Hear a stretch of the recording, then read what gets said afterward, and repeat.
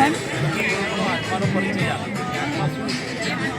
શરીરની અંદર આત્મા પ્રવેશ એને કહેવાય જીવ આવ્યો કહેવાય.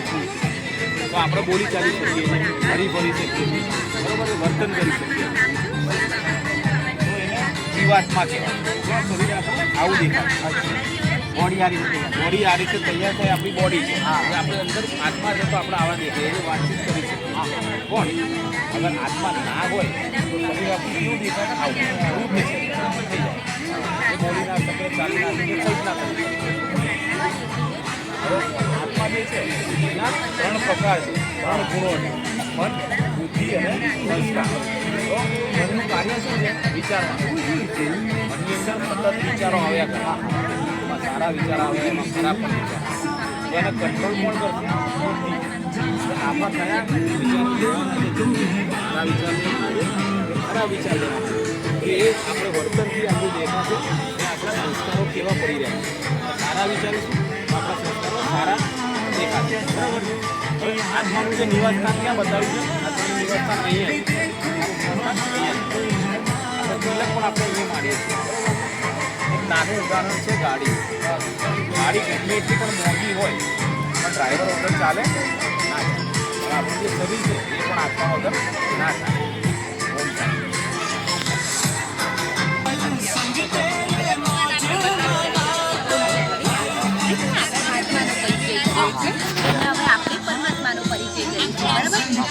જેમ શરીરને બધા જોઈ શકે પણ આત્માને જોઈ નથી શકતા. આત્મા જ્યોતિબિંદુ છે, બરાબર? આત્માને પરમાત્મા જેમ આપણા બાળકો છે આપણા જેવા લાગતા હોય છે, એમ આત્મા પરમાત્મા એ જ્યોતિબિંદુ છે.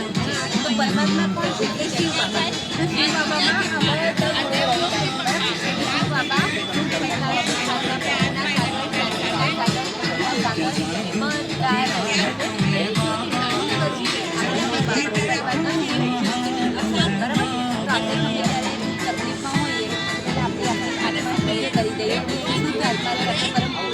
પરમાત્માની યાદ કરીએ.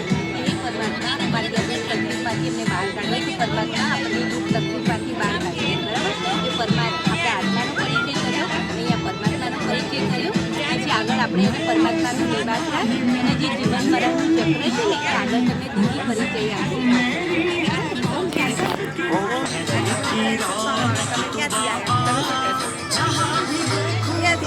શરીરનું તમે જે સાચું સાચા હાથમાં તમે ત્યાંથી આવ્યા તો તમારું સાચું પહેલેથી છે.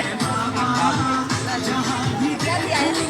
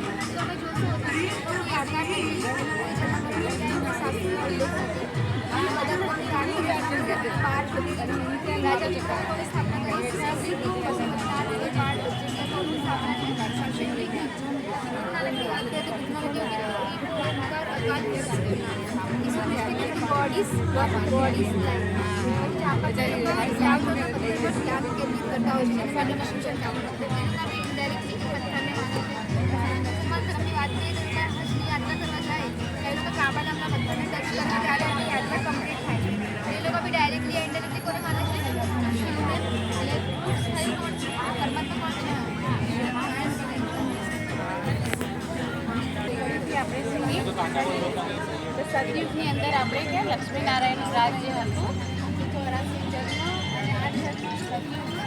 84 યુગ આવે છે, સોનાનું યુગ, પછી ચાંદીનું યુગ, પછી કપર યુગ, દ્વાપર યુગનું યુગ. અત્યારે આપણે કળયુગમાં આવીને ઊભા છીએ. અત્યારે કેમ કે કળા આપણી અંદર રહી નથી. માનવ એકદમ દાનવ જેવું બની ગયું છે. મનુષ્યમાંથી દેવતા બનાવવાનું કળયુગ પરમાત્મા આવી અને કાર્ય કરી રહ્યા છે. પ્રજાપિતા બ્રહ્માકુમારી ઈશ્વર વિદ્યાલયની અંદર મનુષ્યને દેવતા બનાવવાનું કાર્ય ચાલી રહ્યું છે. ફરીથી આપણે સતયુગની દુનિયામાં જવા લાયક બનાવી રહ્યા છીએ. બહુ સારું.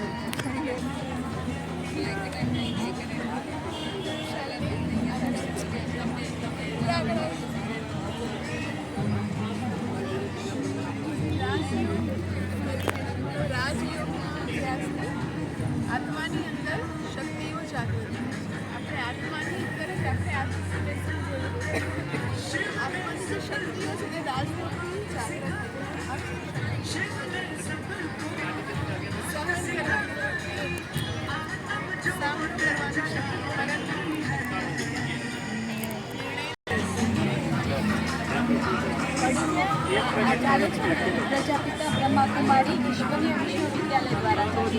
આપણે વિદ્યાલય એટલે શું? આપણે શું થાય તો લક્ષ્ય આપે ને ડૉક્ટર બનવું, એન્જિનિયર બનવું, તો આ પણ એક સ્કૂલ છે. તો આ સ્કૂલમાં પણ લક્ષ્ય આપે છે કે આપણું જીવન લક્ષ્મીનારાયણ જેવું બનાવવાનું. તો લક્ષ્મીનારાયણના રાજ્યનું શું હતું? એક ધર્મ, એક રાજ્ય, એક ભાષા. જ્યાં એકતા હોય ત્યાં શું હોય? સુખ શાંતિ. એના રાજ્યમાં સુખ શાંતિ ભરપૂર હતી અને એકતા હતી. અનેકતા હોય જ નહીં, દ્વંદ્વ હોય જ નહીં, ત્યાં એકતા હોય. અત્યારે શું છે? અનેક ભાષા, અનેક ધર્મ, અનેક મત. દુનિયામાં તો છે પણ ઘરમાં પણ શું છે? અનેકતા છે, એકતા છે. એટલે લડાઈ ઝઘડા, દુઃખ, અશાંતિ છે. તો આપણે આવું જીવન બનાવવું હોય એકતા વાળું તો શું કરવું પડે? એકતા લાવી આપણા ઘરમાં, એક જ મત હોય તો શું કરવાનું? એના માટે છે ને આ બધા જે ચિત્ર તમને સમજાયા શોર્ટમાં સમજાયા. વધારે જાણવું હોય ને તમને તો 7 દિવસની શિબિર આવે. અત્યારે છે ને આ શિવરાત્રિ છે ને તો એના માટે તમને 3 દિવસમાં બધું સમજાવે. 3 દિવસના 3 જ કલાક કાઢવાના છે. એના માટે કોઈ ફી નથી, બધું ફ્રીમાં જ છે. કઈ જગ્યાએ છે, કયું ટાઈમિંગ તમને જે અનુકૂળ લાગે ટાઈમિંગ. અહીંયા ભાઈઓ છે ને ફોર્મ ભર્યું છે. તમે ફોર્મ ભરાશો ને તો તમને બધું સ્થળ બધું આપશે. ફોર્મ ભરાઈ દેજો.